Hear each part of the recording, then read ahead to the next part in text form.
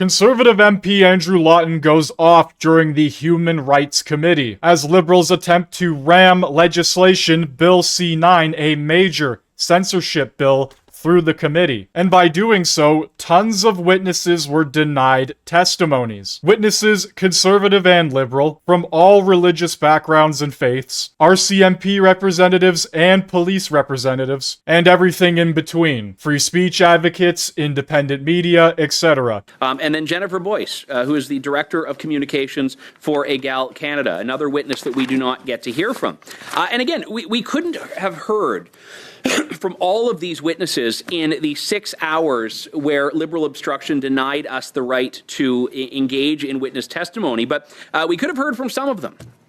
And we could have, had we done a proper study on Bill C9, one that is more concerned about getting it right rather than ramming it through quickly, we could have heard from a lot of these people. And in fact, some of the ones that I mentioned were not even invited to submit briefs. We had to proactively go to them and say that they should be submitting briefs if they want their perspectives to be heard. And I have some of those briefs available, and I don't know if they've been circulated to all members, so I will we'll cite a couple of them as it gets up here.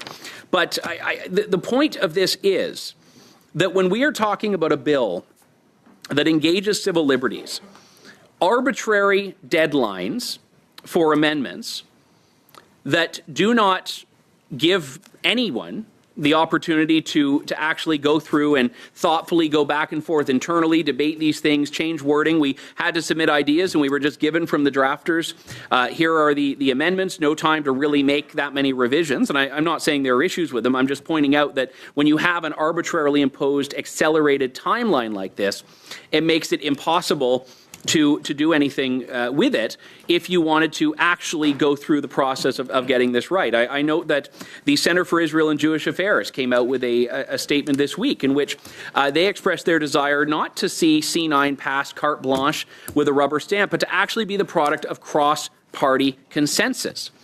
And again, that is not... I don't believe that is CEJA's position that they'd want us to not go to clause by clause. I think they do actually want us to go to clause by clause. On that point of order, Chair, it's not a point of order. Not a point of order. I don't know. I think it might be. I suspect you know it's not. Weren't you a chair once, Anthony? It's not, Mr. Genius. You don't have the floor. Neither does he. No, it's Mr. G. You are allowed to speak here, but you do have to maintain the decorum of this committee.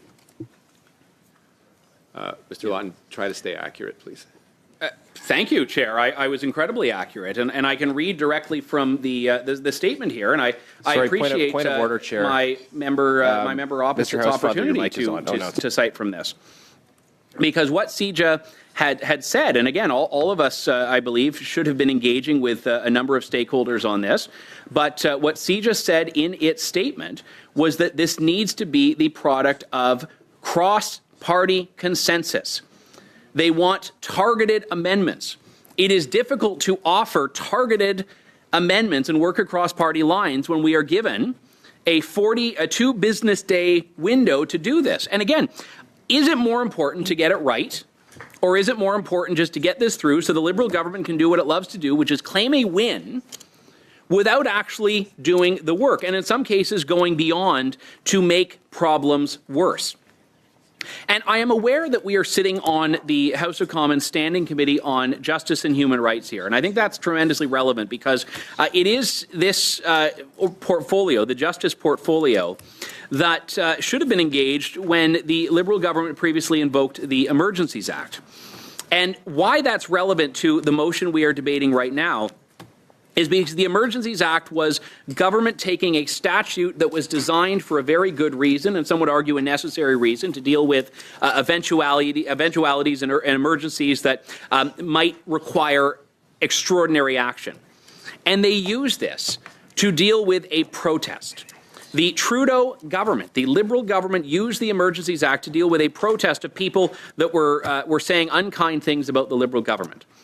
And in doing so, they violated the law. And I don't mean they violated some bylaw. I don't mean the government violated some minor statute. They actually violated the most supreme law in the country, which is the Constitution of Canada. And this is not my opinion. This is a decision by the federal court. The federal court, which said not only did the Liberal government break the law in invoking the Emergencies Act, but they broke the law in the measures that they chose to use the Emergencies Act for, namely restricting mobility and freezing the bank accounts of political dissidents. So how can we trust the government? And by the way, the Liberals are fighting that in court. They are appealing that decision in court. So how can we trust a government that so brazenly violates the charter rights of Canadians to redefine hate, and in doing so lower the threshold of what people can say on the internet, to lower the threshold of what people can say online? And after the Minister of Justice testified before our committee and admitted that Bill C-9 will in fact affect online speech, will affect social media posts. I saw on social media there are a lot of people looking at, from the United Kingdom, examples of police literally knocking on people's doors because of their tweets, because they posted something on social media. And these are not even people who were charged necessarily. Some were, which was quite shameful.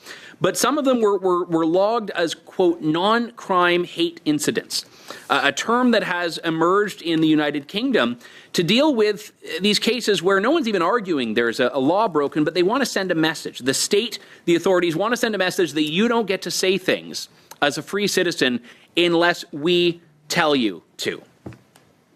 And it's interesting, and I mean, the Liberals want to claim to be a united front. I know that Stephen Guilbeault has quit the Liberal cabinet today. This is news that has just come out, which is quite interesting. And this is, again, another example where the Liberals have decided to ignore the Constitution of this country on energy policy. So if they're ignoring the Constitution on energy policy, in which the federal government has the latitude to approve pipelines, how on earth can we expect them to follow the Constitution when it comes to freedom of expression?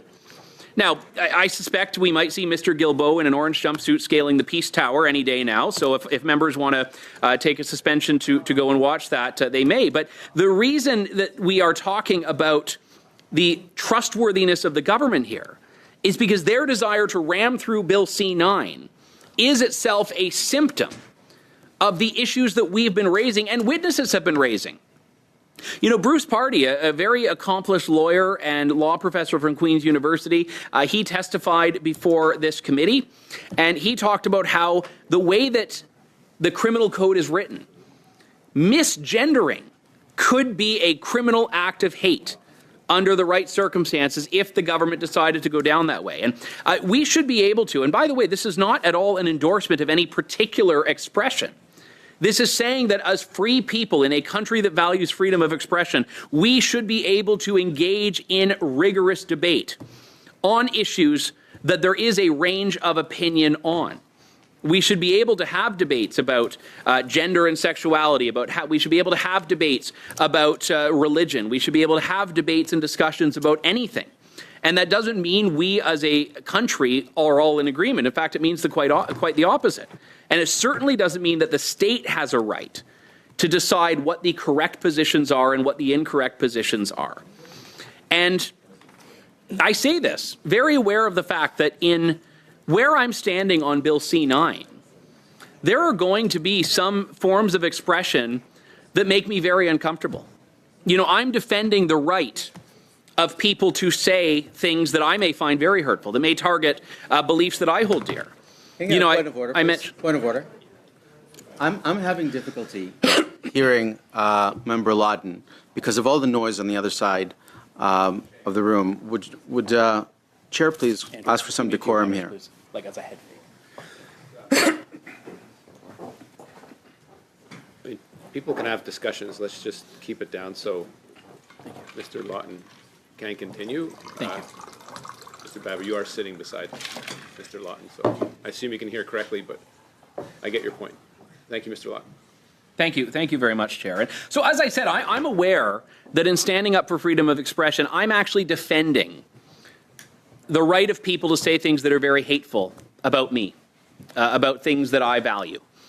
You know, for example, the right of someone to say that verses of Scripture are hateful. I would defend that right, Chair, and I would defend that right because I believe it's important. I believe that we should be able to defend our views and do so in an open forum.